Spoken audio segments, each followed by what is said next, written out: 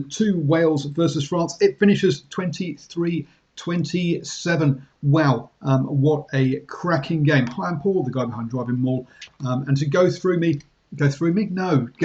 with me the game is Jed from the Attacking Scrum podcast. How you doing, sir? Yes, I'm all right. A bit of an emotional roller coaster, that one, Paul, and thought we might just be pulling it out of the bag with that break right at the end, but not to be. So it's that's the danger of doing these things, isn't it? Is it's elation if you win, and it feels very, very raw dissecting it straight after the game. It does, and we could hear your little one in the background agreeing with you as well. She or he is not happy either with the result.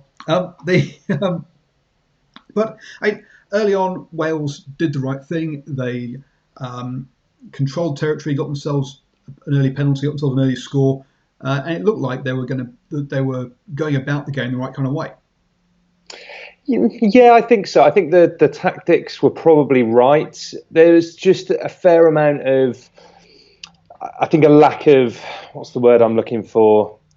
A lack of clear thinking at times. It's so much less structured than when Warren Gatland was in charge that I think it does look very, very different. And it kind of felt like a lot of the tries that we conceded were very much from mistakes. You know, it's not often you see Lee Halfpenny spill a high ball, but he did. And France had done their homework on our line out and realised we didn't put a hooker in at the front, so did that peel and got over for their second try. So it's frustrating because there was a lot of mistakes in there, and it was a very, very loose game. But yeah, I'm sure it was great for the neutral. Yeah, no, it was. It was a loose game, and it was good for the neutral. The as you say, after that first bit, it did become unstructured, and one of the problems that Wales had was every time they scored, France scored back, or apart from the very last one, which they gave up a penalty that actually where the kick was missed. Every time that Wales scored, France scored within about 2 to 3 minutes straight afterwards. There was a lack of composure, a lack of control in those moments, which really hurt them, I think. Yeah, you're absolutely right. And to be honest, that's probably the word I was looking for earlier, is composure. And we're used to seeing it from Wales in big games under Gatland. And it was lacking today. And I think it was lacking in Dublin a fortnight ago too. So I suppose that you can kind of expect there to be mistakes when you look to move on from playing a very structured game. And there's certainly a lot more ambition, and perhaps it's a bit more exciting to watch. But with that, it has seemed at times that there's a lack of composure, and they're going to need to rectify that for when it comes to Twickenham, in a fortnight's time, because that will be a much tougher task than this. Actually, as good a side as France are, they were there for the taking today. Oh, yeah, there were. And one of the comments I've got down here is, Biggar was getting no protection today. Agreed. The ball was sometimes fast, but quite often slow from the ruck. And then if he didn't have the kick option, there was no one on his shoulder for him to offload to bash it up. He had to take it into contact. Whereas if you watch Ntamack, he probably only got tackled once, which was when he got injured. Apart from that, he always had someone to give it to when he was in trouble. I think, and that just showed you, as you say, that unstructuredness needs to have some sort of outlet for the 10 when he's under that kind of pressure. Yeah, I thought Ntamack looked really, really comfortable today, and that's in part down to the fact that he's a very classy player and he's got fantastic ball skills. But also they mentioned it on the commentary over here that he got the ball when he wanted it. You know, he called it. Otherwise, he was more than happy to let Dupont do the donkey work, whether that was sniping around the blind side on his own or giving it to those giant forwards and looking to crash over the gain line. He got the ball when he wanted to kick for territory or to try some moves at the back. So that cohesion is definitely there with the French side. It didn't look like it was there with the Welsh side today, unfortunately. No, you're right. It didn't. And there was I think perhaps around half time we saw that as well. Wales camped on the French line, multiple scrums. Now they had one scrum which I thought they did really well, just to the left of the post. They overload the left-hand side, which is the kind of the big blind side with like 4 players. There's 2 players on the open side, which is also the side away from where the scrum halves are. What do? They pick and go from the back of the scrum, and then they just pick and go, pick and go. They've got all this space, two great attacking players, overlap there, and they just didn't use it. And there were other overlaps they didn't use today. And to me, that summed up. They created the opportunities, but didn't get the ball to where it needed to be.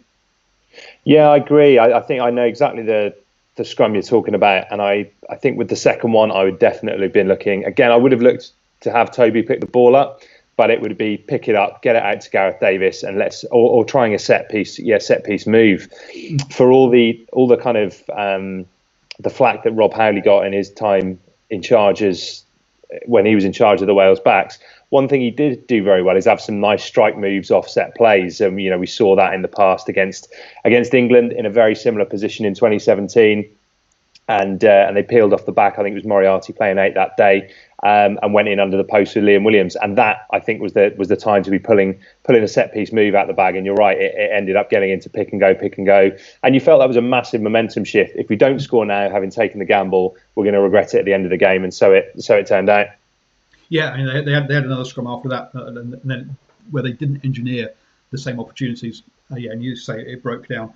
But we also had other breaks where we in that second half where one of the forwards had two players outside him. It's a 3-on-2, and he decides to take it up. Now, when Hogg did the same sort of thing for Scotland against Italy, he's a back against a forward. Yep. Okay, he didn't execute either, but you can understand why he's doing it. As a forward, seriously, if you've got backs outside you, just give it to them. Yeah, absolutely. So we've got a question in here from Sports Boffin saying, what are our thoughts on the French disallowed try? Was the pass forward? My answer is yes.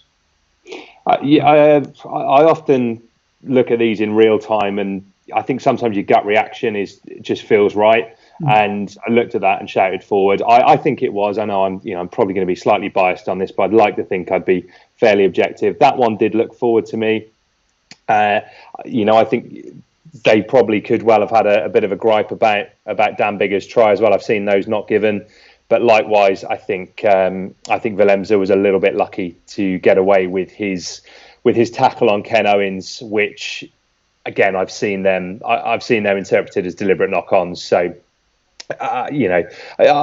generally, I wouldn't have too many gripes about the referee today. I certainly don't think it was his reason that Wales lost. But yeah, it was quite a few close calls in there.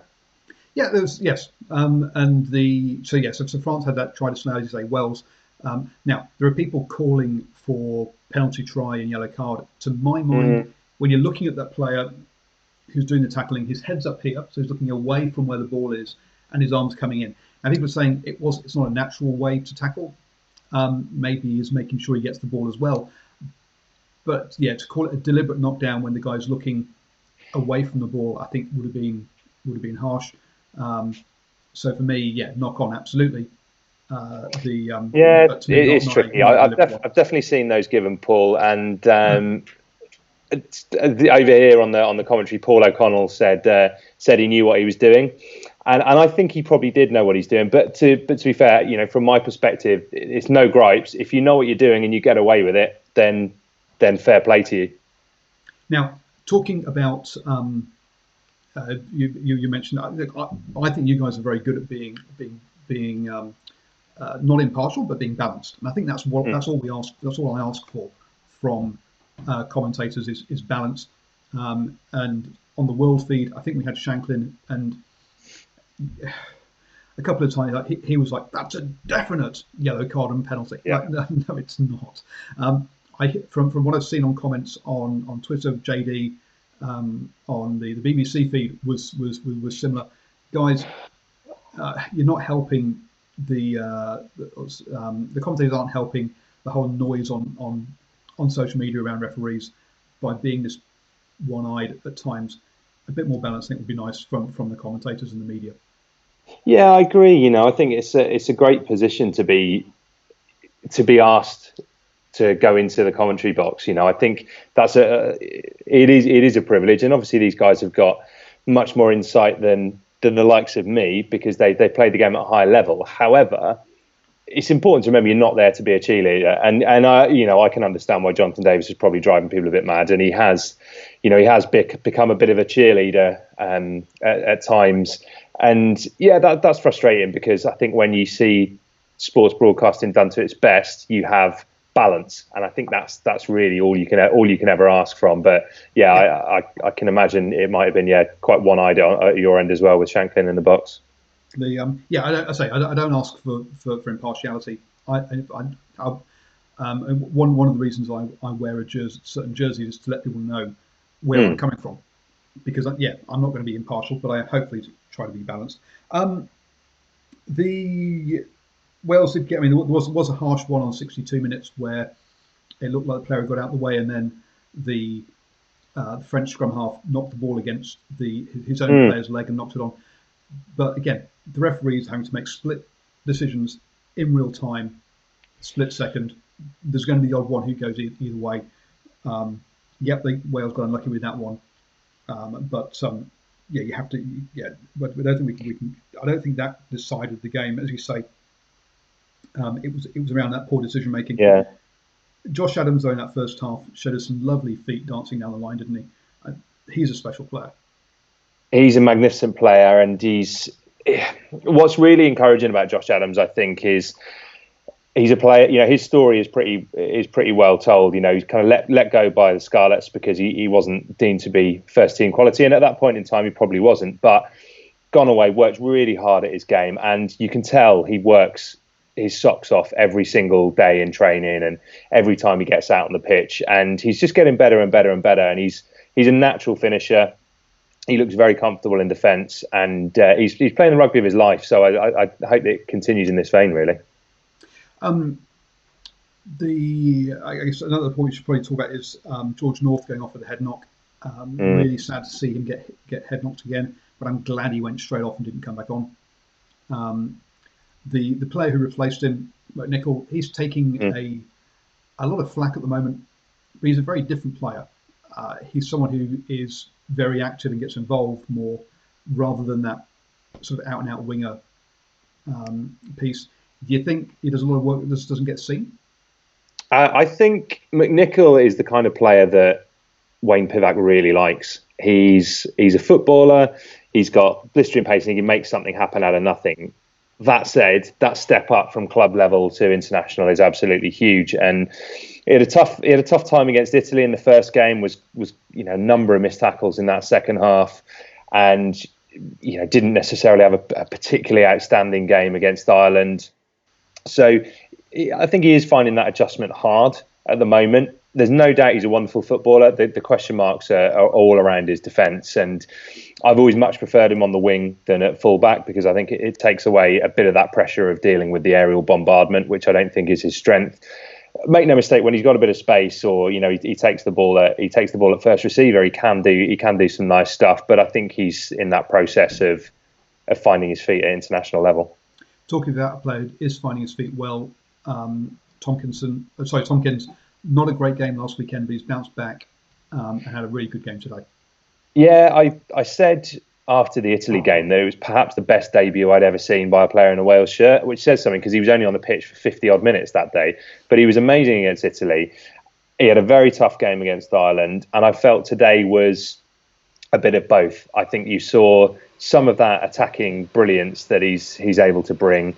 I think you saw some of the adjustment of getting used to the physicality at international level and the intensity of the game. But he's a real prospect, and I'm fairly certain that Pivac is going to persist with him, and certainly in the long term, I can see him playing a big part in the Welsh teams of the years to come.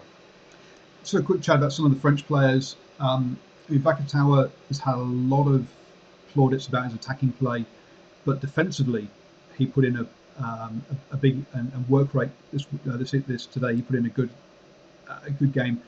Not something that he gets renowned for, but I thought, really stood up on that side of the ball this evening. Yeah, I think particularly that big hit on Ken Owens, and again, I'm very quick out of the line. I'd like to see it again just to see if he was onside or offside, but that's the way you have to play now as an international 13. And I think in contrast to how the Welsh defensive lineup was, particularly in that first half, much like the Ireland game, France were finding space outside the or in between the 13 and 14 channel, and that's going to be a concern for Pivac. But I thought you're right. Vakatawa did a massive shift in defence, and they've got a really special set of backs. France, make no mistake about it, some really gifted attacking flair players, and that can only be good for the tournament as a whole. Yeah, and a player that's starting to get a lot more recognition is Viku, who I think is probably in his third position in 3 games. And hasn't let the team down at all in any of them. So yeah, he's another special player who, until recently, I don't think has got the recognition that he deserves. I think you could add a 4th position if you include him packing down at number 8. He's a magnificent footballer, and he's got lots of experience, because I think I'm going off the top of my head here, but he would only be kind of 25, 26 years old, and he's got a lot of experience during that time. He's been playing international rugby for 5 years, and he looks very, very comfortable at that level. We know he's got lovely feet and great speed and hits gaps very nicely, but I thought he showed some good footballing touches tonight also. Yeah, he's a class act. For me, he's a centre, actually. I think he did a very good job on the wing tonight, but centre for me would be his best position. Yeah, 25 years, 53 tests, probably maybe 54 now. And he's the only player in that team with over 50 caps apparently. So doing well to fill in around the other players. But you say he is really a centre, filling in. Stephen Harris says, has Lee Halfpenny seen better days? Look, he's not as young as he was, and so perhaps might have lost a bit of pace. But I wouldn't take today's performance just because he dropped a couple as saying, he got challenged and had a tough game, but he's been playing really well recently. So I wouldn't say that he's playing badly. I think he's been in very good form. As we said at the top of the show, he doesn't drop many under the high ball like that. Certainly doesn't gift many tries to the opposition. And I think the encouraging thing from previous games in particular, and include the Ireland game on this, is he's showing a bit more of that counter-attacking ability that he showed at the start of his career. I think the concern was after that horror injury in 2015 that he'd lost his pace and wasn't able to recover that. But I think he's showing some of that attacking intent again now. So I don't know. I'd be inclined to say that Lee Halfpenny is not a particular concern right now. He does offer you a huge amount of composure, and he's positionally he's absolutely outstanding when it comes to that. I know the temptation is you want to see a real counter-attacking flair 15, but it is very easy to forget the ability that he has to make the right decision and slot into the right positions defensively, which I think he does very well. Yeah, I can't remember if it was Alwyn Jones or it was Sam Warburton, but one of them said, look, you want your number 15 to be a player who just doesn't make mistakes at the end of the day, which is why someone like Kearney survived so long for Ireland. Is that there's a solid guy who just doesn't make mistakes, and that's what we're looking at from there. There's lots of talk of all the young players in this French team, but I think one area that they have improved on is their locks. Okay, fine. Leroux and Villenza, you can tell by the surnames that they might not have the sort of grandparents and great-grandparents in France, but they've got 2 guys now in there who aren't throwing elbows in people's faces and are just solid, dependable guys getting through massive amounts of work. I mean, 14 tackles and 17 tackles each. Good high work rate, players who good discipline, and that's I think that's a big difference this French pack than compared to the Rugby World Cup. I'd absolutely agree with that. I'm a firm believer that in the second row you should have a pair of nasty so-and-sos, and they fit that mould. You know, they hit everything hard. They hit rucks hard. They add a lot of force when it comes to scrum time, DrivingMaul defensively. They add a lot. They're exactly what you'd want in a second row pairing, I think. and they've made a big positive impact to France. You're right, for all the beautiful gifted players that you have in the backs, they've got some really nasty mean creatures in the second row. And a player who just seems to be, there's one moment I just remember now from the game, which I thought we just probably touch on, is Alwyn Jones and Teddy Thomas having a race for the ball down the right-hand side. How long can Alwyn Jones keep on going for? Do you think he's trying to get through for another Lions tour? It's a really interesting one. I was debating this with a friend of mine earlier, and actually, he's shown some really nice touches. Actually, I think Alwyn Jones, and he's almost kind of got that license that I think a lot of players have under Pivac to be able to throw that offload and not be punished for it. I get the feeling that under the previous regime, it was very much a percentages game, and if you throw a risky offload and it doesn't come off, you kind of feel the heat in training the next week. I don't think that's necessarily the case with Pivac. So you're seeing some really nice touches like that. I mean, he says he's playing, he says he's in his body that he feels absolutely fine. I think he's definitely targeting like that Lions tour. And an interesting point also is when you look around at potential captains for that tour, I don't see any huge standout candidates. The concern around Alwyn Jones, will he last that long? Sexton's only just taken over at Ireland, and likewise is no spring chicken. Farrell, I don't think particularly thrives with the captaincy, as fine a player as he is. I think that gives him something else to worry about.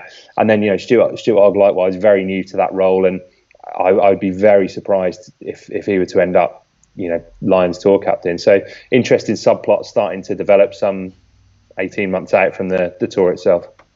Yeah, I'm also not a fan of my kicker being my captain either, because when they're taking the kicks and you've got the team circled up, that's when I want them delivering messages, not kicking sticks. Also, they tend to have to put more time in practice. They stick around for an hour or two afterwards, an hour or so afterwards, kicking sticks, practicing, and then you add all the captains, media stuff they do on top of that. Like, well, when do they get any downtime? So for me, having my kicker as my captain, I think I don't agree with. It amazes me that 2 out of the 4 home nations have got their fly halfers, their kicker, as their captain. It just seems wrong to me, but there you go. Thank you very much for your time. Any final thoughts you want to put on the game? I mean, I guess you'll be going. You and Dan Killick will be going through, taking it to pieces, and putting a podcast out on Monday about the game. The podcast will be out on Monday. Yeah, there's Dan Killick is missing for a 3rd week on the spin, actually. So rumours of a rift in the attacking scrum camp, which I can definitely deny. But we're being joined by Geraint Davis, who does some really nice rugby analysis stuff online. If you don't follow him, it's the kind of stuff you'd love, Paul. Actually, so he does some really GDD. That's right. Yeah. So Geraint's joining us tomorrow to dissect that. So he will have a much more in-depth, analytical, calm coach's view of it, when I'll probably get kind of sucked into the more emotional side. But yeah, that'll be out on Monday. So yeah, be plenty more, and I'll have a bit more time to let it sink in. It'll feel a little bit less raw. So check out the Attacking Scrum podcast, folks. For all your Welsh news, 52 weeks a year, or almost weeks a year anyway. Feels like it. I'm going to be back after Ireland versus England tomorrow with Ross from the Maul Over podcast. So click the old subscribe down below and the bell so you don't miss out on that. Jed, thank you very much for your time. It's been an absolute pleasure yet again. And enjoy whatever rugby you're watching this weekend. Thanks, Paul. I look forward to seeing that reaction after the England game tomorrow too.